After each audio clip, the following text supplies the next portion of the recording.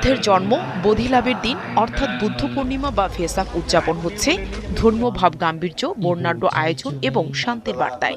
এশিয়ার বিভিন্ন দেশে চলছে এই আয়োজন।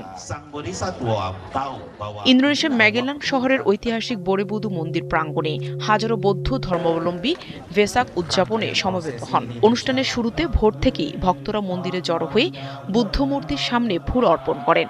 উৎসবে আগতরা ধর্মোপদেশ শোনেন, প্রার্থনা ও থ্রো পাঠে অংশ নেন।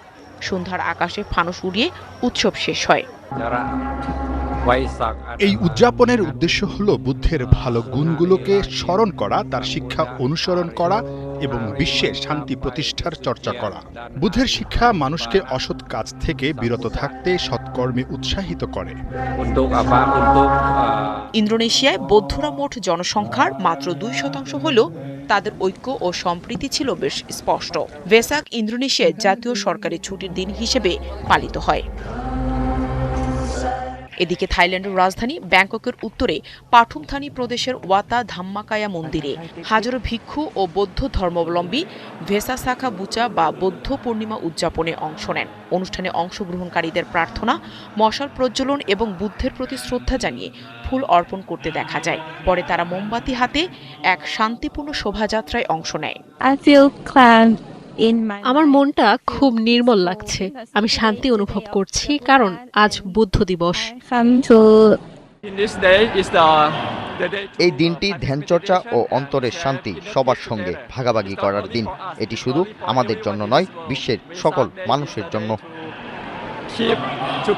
অন্যদিকে ভিয়েতনামের মধ্যাঞ্চলের ঐতিহাসিক হুয়ে শহরে হাজারো মানুষের অংশগ্রহণে বর্ণাঢ্য শোভাযাত্রার মধ্য দিয়ে উদযাপিত হয়েছে বুদ্ধ পূর্ণিমা বা ভেসাক।